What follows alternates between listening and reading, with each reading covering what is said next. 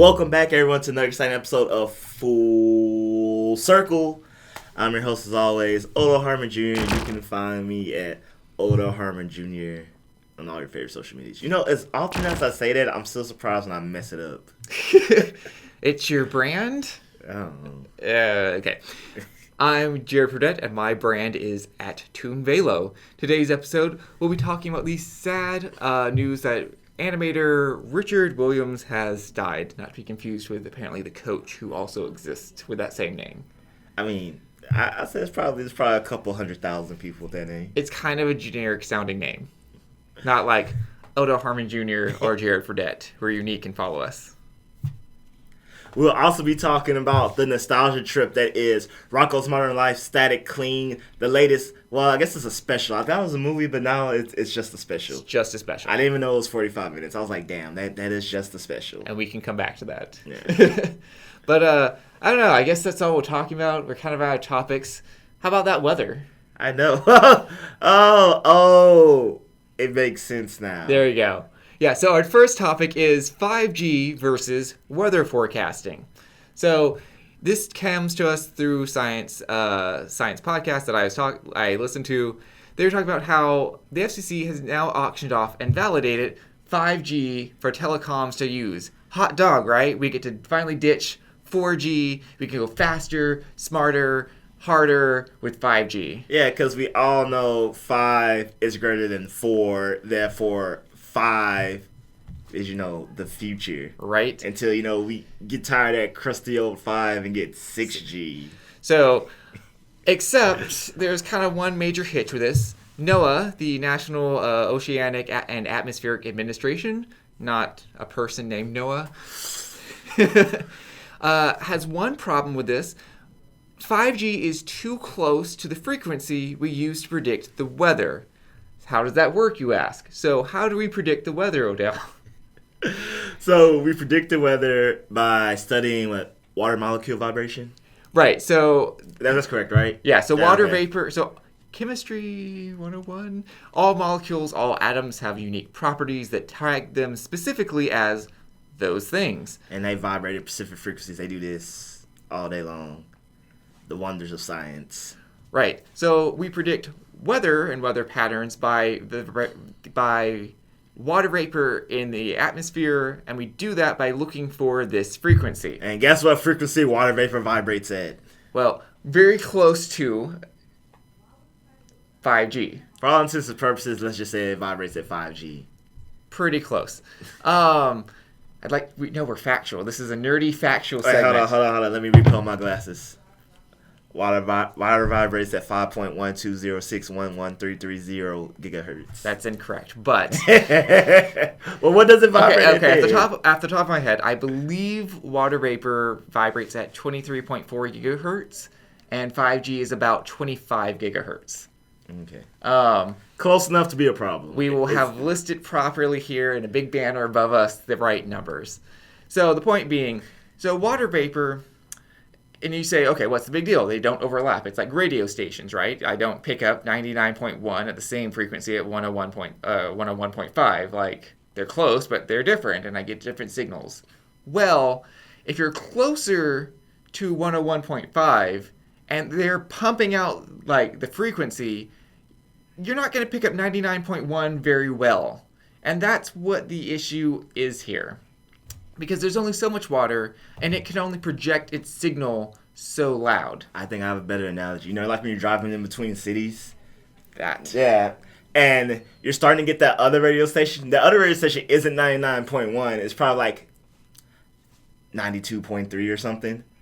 But you're now further away from 99.1, and 92.3 is a closer signal. So even though you're on 99.1, you start to get that other station. Well, and I'm not shooting your example down. It's a good example of how frequencies are dependent on many factors. But the reason I was saying loudness is because, there's a limited amount of water, but there are over 3 billion people in America with growing smart devices, right? It's not, you don't represent just your phone that receives the signal. There is Alexa and Siri and my Roomba and my smart car and all of those more and more voices speaking in a loud cacophony. And like we were talking about before, so 5G has the small default of not being able to penetrate walls or people as well. So it's not just the one cell phone tower. Now we need to create a bunch of tiny relay cell phone towers everywhere else. Lots of little extra like routers and modifiers throughout the entire boosters, throughout buildings. So, oh man, the science background's coming out. I'm like, biology, I'm like, the molecules are too big to fit through. What? Like, you know, like biology, like, you know, Yeah. I was just like, in my mind, like, I got the biology diagram that always shows, like, your blood flowing through it and pathogen is like, boom. Gotcha. Yeah. Yes. In my mind, if we were to show, it would be like, your blood represents, like, all the airways. And here are the 5G molecules. They can't get through. Boop, boop. Yeah. So, but in other words, we have to just keep having louder and louder signals for 5G to get through. And so, I don't know about you, but I personally enjoy knowing vaguely what the weather will be like in the future. Granted, It's pretty good. it's pretty good. You know, I don't always care about day to day, you know, but a hurricane's coming, the economy, right? So it's like the very basis of stocks and bonds. It's Predicting how much crop we can produce of something, which is based on the weather forecast. Also, it's nice, you know, to be able to travel places and be able to pack accordingly.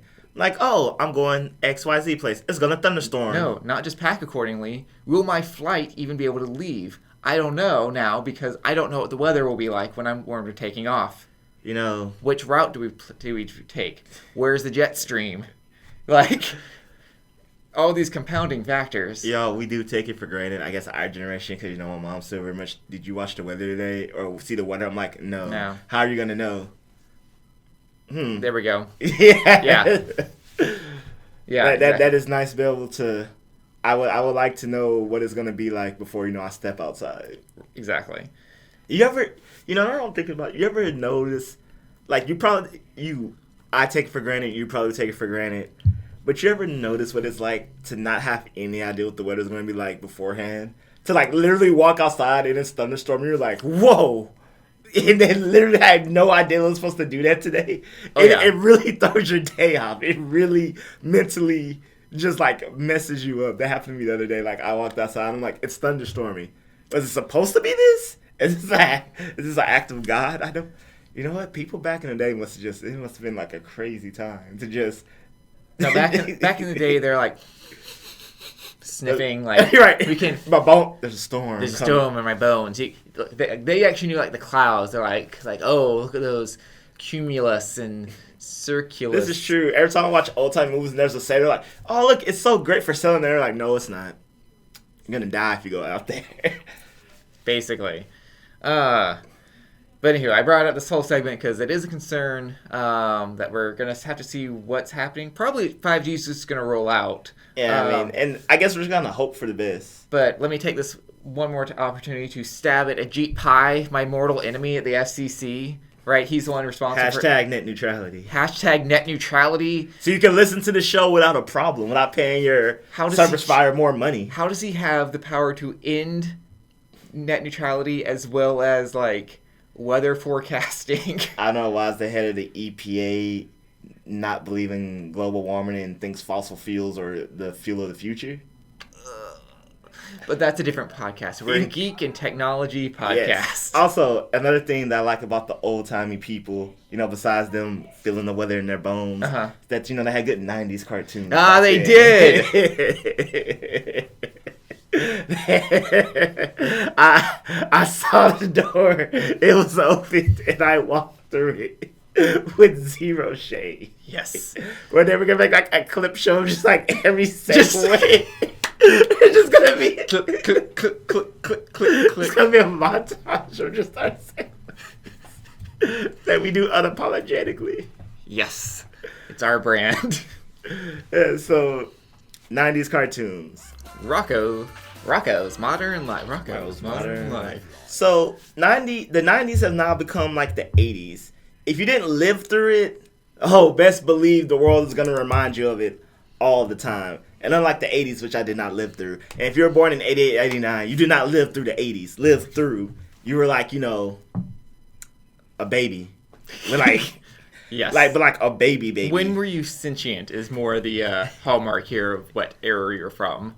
Yeah. So, the 90s. And, people fondly remember the 90s because it was a great decade. No one can tell me different. And, we've seen a renaissance of 90s culture. Well, I think it's funny. It's been like a clamoring for 90s culture. And then, like, 90s culture, like, everybody just announces, like, here it is. Well, we're finally the main consumers of things, right? Yeah. That's right, everybody. Millennials are now the 30 to 40-year-olds. Yeah, so every time you blame stuff on what that 16-year-old is doing, not our generation. Gen Z. That's Gen Z. Not our generation. We don't understand them either. Tide Pods? Cell phone neighbors? Wanting to be internet famous off a challenge that millions of people have already done that is painful. Which one are we talking about? I don't know. Ice buckets, cinnamon, Tide Pods for okay, I get it. But the 90s cartoon right. Rocko's Modern Life has now had a Netflix special. Rocko, Static Cling. Rocko's Modern Life, Static Cling? One of those two. So yeah, Netflix has had a special, not a movie, unfortunately, which I feel like a good another 40 minutes. So this was another right. Okay, so kind of launching myself forward into my review of. Okay, logically, I thought it was pretty brilliant. Emotionally, I was ambivalent. Kind of similar to my complaint about last week with Infinity Train being too fast or too quick. At least with Infinity Train, I knew it was 10 episodes, and I could mentally kind of pace out where things were going to be. So by episode 9, when we still didn't have a villain, I was like, okay, so 10's going to be bim, bam, boom, right? Rocko's Modern Life Static Cling. I thought it was going to be a full movie. So I was mentally bracing for like 2 hours of stuff. And I was too. And the next thing I know, because it's only 45 minutes, basically just a long episode of a cartoon, I was like, oh, and we're here, and we're done. Okay. And that was another just kind of like jab blow at me from the cartoon. I was like, oh, okay, I guess. So I'll backtrack now and elaborate more. Even though I grew up in the 90s and I watched Rocko's Modern Life a lot, my mother loved that I watched it because she thought Rocko was really cute. And did she ever actually watch an episode? Probably not, because I figured she probably would have immediately not liked it. Yeah. She always came at the end to pick me up for my aunts. But also, like, the creator is my grandfather's name, but she just got a hoot out of. It's a hoot. It's a right. That wasn't intentional, but maybe subconsciously. But okay, so here's my rant going into it: is even though I grew up all these things, I forgot a large amount of it. So that reference. It's a hoot. I was like, oh yeah, this is a thing that Heifer says. Like, really, really big man. I forgot who he was, or who he had powers. All these running characters. I was like, I was spending like 5 minutes at a time every time a new character was introduced, and I'm like, do we know these? Is this someone new? What's their importance here? Like, what is this? Yeah, it was just grinding away, and before I could catch up to anything meaningful, we zoomed past them. I forgot the big heads even had a child. Like, it was just, and then it's pretty important to the movie. Which is pretty important to the movie. Special. But Invader Zim got a full movie. I mean, I just don't like Invader Zim. I'm pretty sure people who love Invader Zim, are happy he got a full movie. Which, yeah, we have to. I guess we'll review that next week, maybe. But yeah, so it was hard for me to invest emotionally because I wasn't sure where we were going, what things were happening. I would say go back and watch some Rockos to catch up, but it's also not on anywhere. It is, though. Is it? So, part of this, so every night at 10, I believe, Teen Nick becomes 90s Nick, and that show Hey Arnold, Rocko, Rugrats, etc., all that. So, if you have Teen Nick, every night. If you have Gen Z Nick teens. So, because, like, I have, in the past year, not over a year, I got in the routine of watching, like, Rocko, Rugrats, and stuff. So, okay. So, that has kept Rocko fresh in my mind. But I will say Jared's assumption is correct. Like, most specials or things people are gonna assume, like, if you watch a Scooby-Doo special, like the Sam and Dean one on what's the show there, Supernatural, right? Right. Yeah, like they're not gonna spend the episode explaining who Velma and Fred. They're just gonna assume that the viewer has not, and we're rolling forward with it. Yeah. I was just gonna that was another like hiccup for me. Like, I'll give it to them again. It was pretty brilliantly done. You don't necessarily need to know who all these characters are, but it definitely increases your enjoyment of it. And to that point, that was the small hiccup of when they went to the Big Heads to ask for the help. I was like, I couldn't remember what Mr. Big Head did. I was like, I knew he wasn't a cartoonist, but I was like, is he just generic pencil pusher? Like, I was like grinding. This was like 10 minutes of what are they doing here? Where is this going? And then I remember they have a kid, and I was like, oh, well, no, I didn't remember. They blatantly say it, and I was like, right. So yeah, even though I've casually been watching Rocko, late at night sometimes, like, it was still one of my favorite cartoons growing up. I avidly always watched it. Mm-hmm. So, like you, there was a lot of characters because I feel like every character that was iconic in any way was in the background at some point. Mm. Specifically, there's an end segment that there's a logical reason why a lot of characters would be there in O-Town. Mm-hmm. And then anyone they didn't see or have, like, give a little relevance to was just like, it was basically like, a red carpet of who's who, just being like, oh, remember that guy from that one episode? I remember that guy from that one episode. Oh, that was just like blur in my mind. I was like...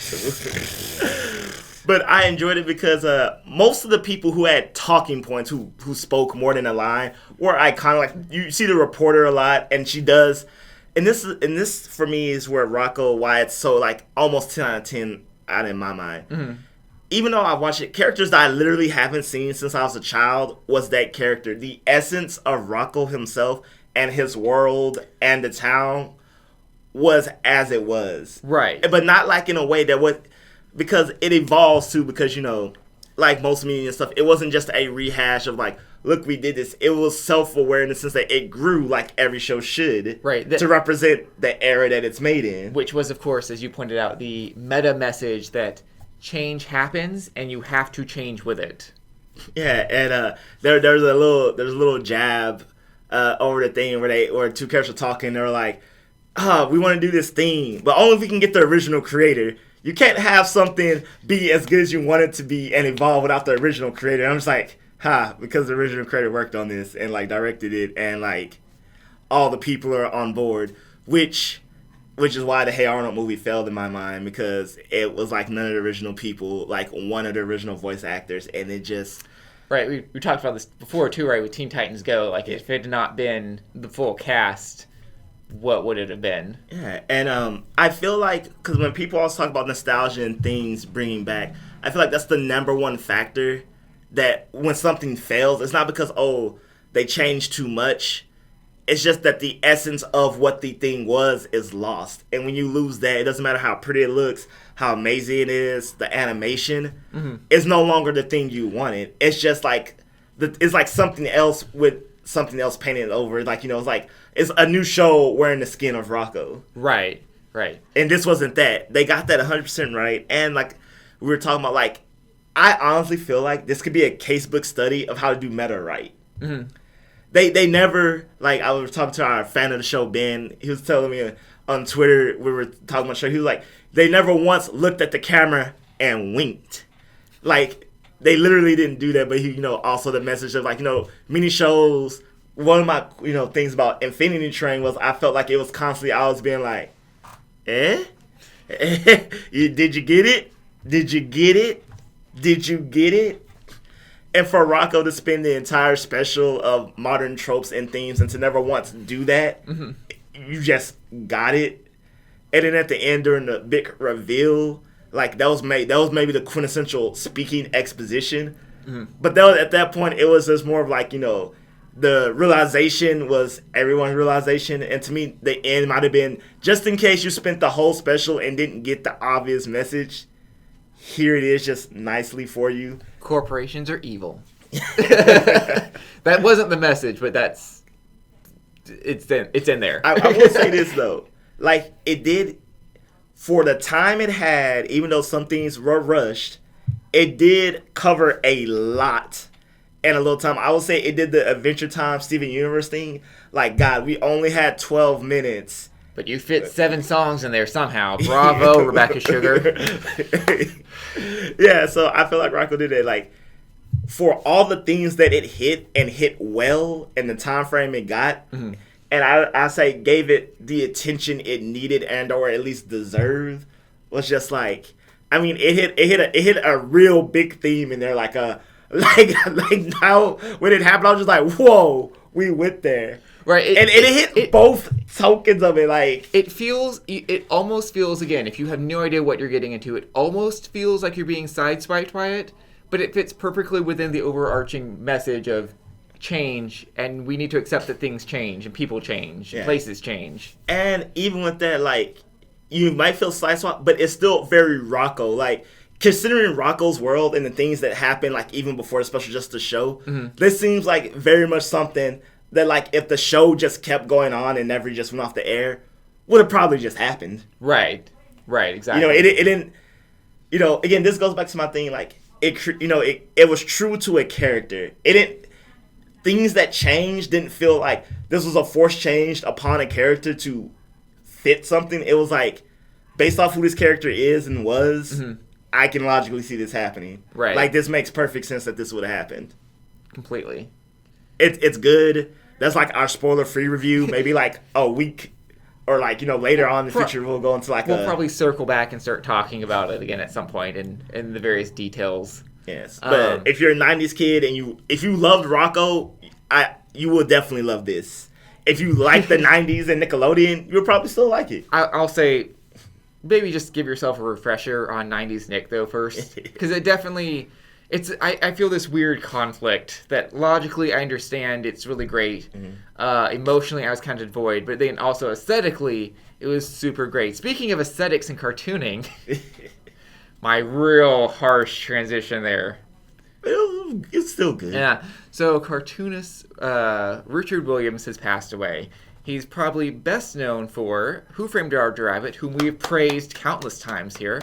It is great. It's right, as well as The Thief and the Cobbler, which you may or may not have heard of. You've probably seen it. You've probably, like, by name, I was like, huh? But then you see it, you're like, oh, okay, right? Yeah. It's a really obtusely drawn cartoon, but it's animated so fluidly.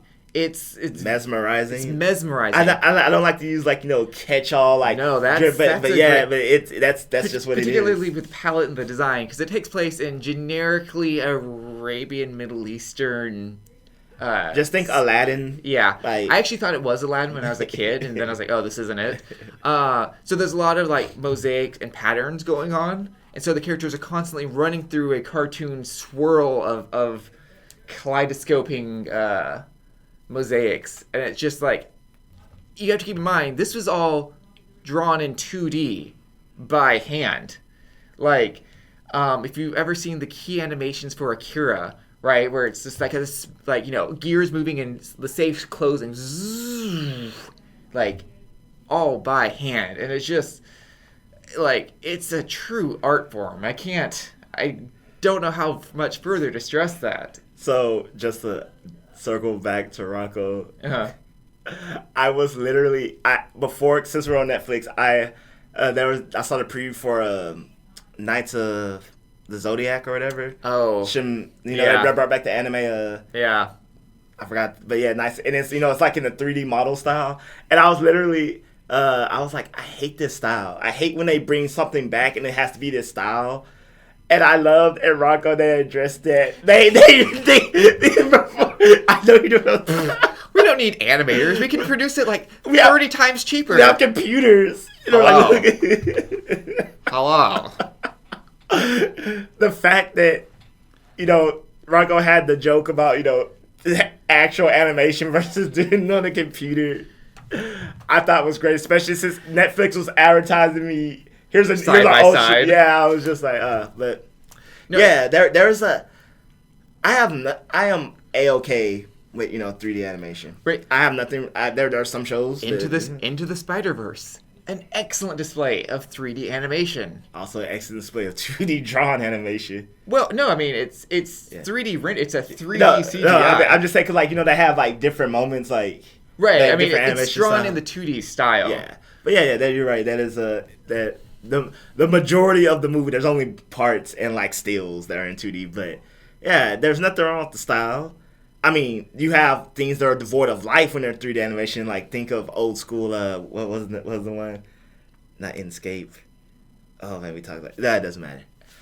But there, Inscape? Not Inscape. There was an old school show on Fox. It was like one of the original. Reboot? Yeah, there we go. Reboot. No. But Reboot. No. Reboot was a passion and a labor of love of the time. Like you. 3D animation wasn't a thing back there. It really wasn't. I mean, they even had the gag about money for nothing.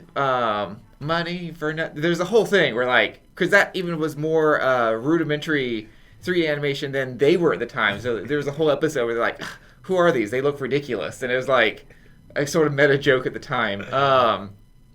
No, you That's had to, so hard to look at. It's hard to look at. It is. But it was.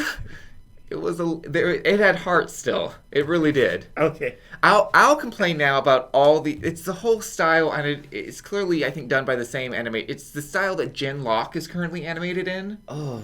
Where it's a flat 3D models pasted on, or with 2D animation, coloration, like pasted on. So it's like, the mouth will move without, like, the jaw moving, and it just looks really, and... It all looks very unsettling to me. This is my thing. We have the technology, but yet it looks... I was going to say play, but it looks like a PlayStation 2 game where it's just like... It's like you have these big clunky models, but it's not like you're doing it on purpose? Sort of. My brother brought this complaint when he watched Maleficent. It's actually too fluid. It's not actually clunky. It's too fluid because the frame rate that they're rendering things in is higher than what it should be. So, like, right, what we're filming in now, 24 frames per second, right? Mm-hmm. And so, but you can render, like, 60 frames per second. So he was, like, in Maleficent, as she's, like, flying by, spoiler alert, she gets her wings back. Like, when it's blurring past, you can see Angelina Jolie is more blurry than her wings. And it's like, yeah, there's a desynchronization there happening. Oh, man, that's super technical, though. We're... Tech episode. Tech and science. But, so I get our point we're trying to make here. So is 2D animation dead? No, I don't think it should be. I was going to say, because people always think, I will beg to say when someone draws something in 2D animation, if they put their heart and soul into it, I feel like 3D animation can never beat it. Like, and I'm not trying to say that from like I grew up in the 2D animation. Scratchy vinyl. So much better than crisp HD sound. No, because I just think about like anime, like, and when the animes have like big fight scenes and they switch their art style slightly to be more fluid and stuff, and it's just like, for example, what Genlock can't do is convey the human emotion to the fullest extent. And I feel like 3D animation shit. What? No. I mean, okay, of course, you have things like Toy Story. Right. That's like, yeah, I get it and stuff, but like, they are, and the reason Toy Story works so well is because since they're toys and are meant to look inhuman and glossy, it works. Yeah, it works. It aids to, to their animation clear. But okay, I love a movie like Moana. I legit love Moana. Right. Well, since we're almost out of time here, I think we can conclude by saying, like, 3D animation can work if you're willing to put in the time and energy and money to make it look good. Otherwise, it's going to always fall short of 2D. Yeah. Just real quick, the thing is, like, if you look at Moana versus Lilo and Stitch, I love Moana more.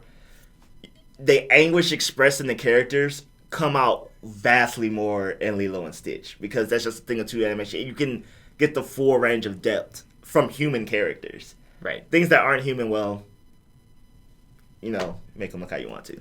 Well, signing off our Full Circle podcast, this human, Jared Fradette, you can find me at Toon Velo. And this human, Oda Harmon Jr., you can find me at Oda Harmon Jr. Follow the podcast, FC Podcast 23. Till next time, people.